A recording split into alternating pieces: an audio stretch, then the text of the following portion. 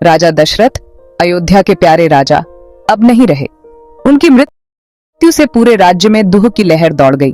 धार्मिकता और न्याय के लिए जाने जाने वाले राजा का निधन हो गया था, जिससे अयोध्या गहरे शोक में डूब गई थी। यह खबर जंगल की आग की तरह फैल गई। उनके बेटों राम, लक्ष्मण, भरत और शत्रुघ्न के कानों तक पहुंची। अपने पिता के प्रति प्रेम और भक्ति के लिए जाने जाने वाले राजकुमार बिलख पड़े। महल, जो कभी खुशियों और हंसी से भरा रहता था, अब सन्नाटे में डूबा हुआ था। राजा के न रहने का गम हवा में साफ महसूस हो रहा था। अयोध्या के लोग, उनके हृदय दुख से भरे हुए, अपने प्यारे राजा के खोने का शोक मना रहे थे। दशरथ, एक धर्मी और न्यायप्रिय शासक, ने अपनी प्रजा का प्यार और सम्मान अर्जित किया था। उनके जाने से राज्य में एक शून्य पैदा हो गया, एक ऐसा शून्य जिसे भरना मुश्किल होगा। राम, सबसे बड़े बेटे, जो अपने साहस और धार्मिकता के लिए जाने जाते थे, दुहक से घिर गए। अपने पिता की मृत्यु की खबर ने उन्हें मानो वज्रपात कर दिया हो। वह हमेशा अपने पिता के करीब रहे थे और उन्हें फिर कभी न देख पाने का विचार असहनीय था।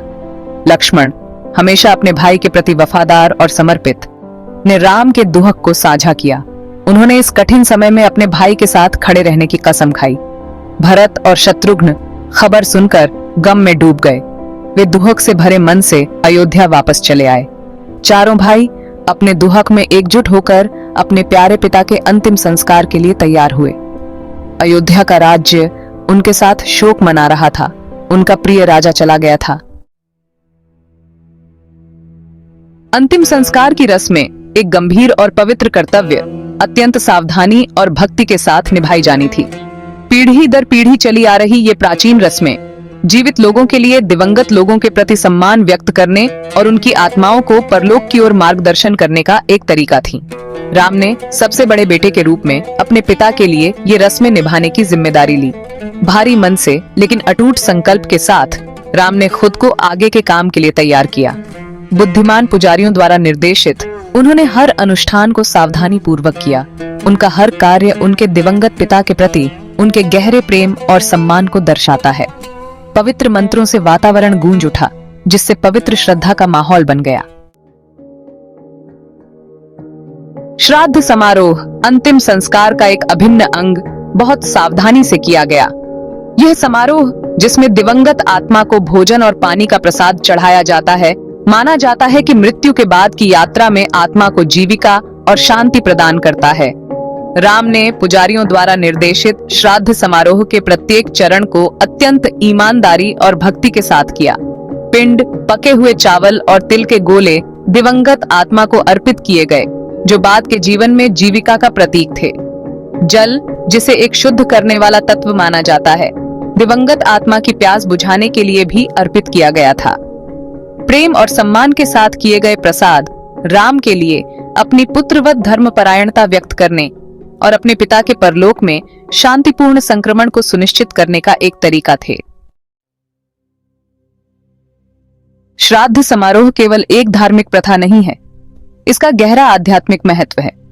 यह जीवित लोगों के लिए जीवन और मृत्यु की चक्रीय प्रकृति को स्वीकार करने और उन लोगों को श्रद्धांजलि अर्पित करने का एक तरीका है।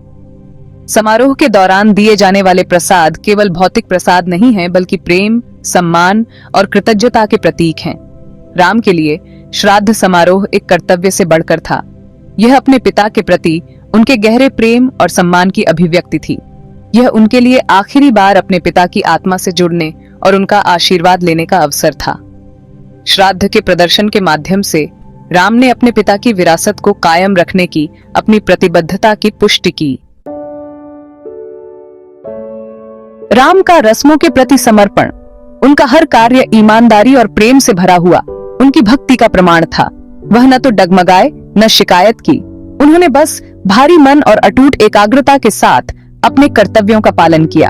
वह न केवल धार्मिक दायित्वों के रूप में, बल्कि एक बेटे के अपने पिता के लिए प्रेम और सम्मान के अंतिम कार्य के रूप में इन अनुष्ठानों के महत्व को समझते थे।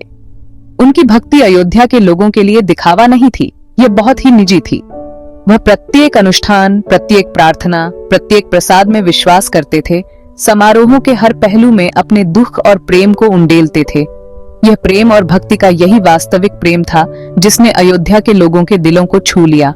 वह सिर्फ एक राजकुमार नहीं थे, वह उनमें से एक थे, एक ऐसा व्यक्ति जो नुकसान को समझता था, एक ऐसा व्यक्ति जो गहराई से महसूस करता था। राजा दशरथ मृत्यु में भी अपने लोगों को प्रेरित करते रहे।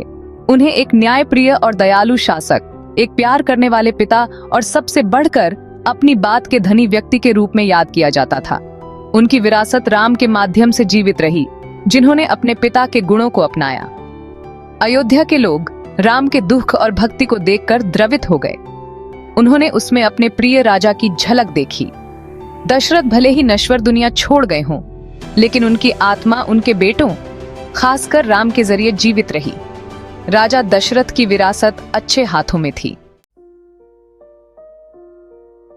राम का दुहक स्पष्ट था, जो उस गहरे बंधन का प्रमाण था जो उन्होंने अपने पिता के साथ साझा किया था।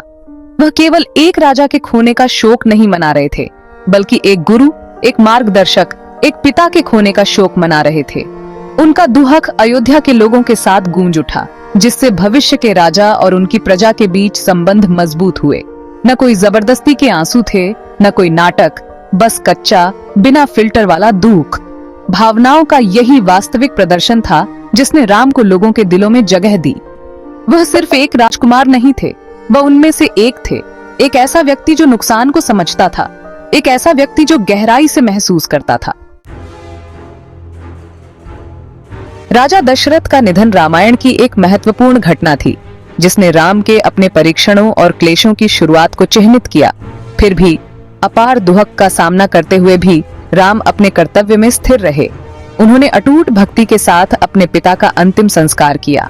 उनके कार्यों ने एक पिता और पुत्र के बीच स्थायी बंधन की एक शक्तिशाली याद दिला दी, एक ऐसा बंधन जो मृत्यु को भी पार कर जाता है।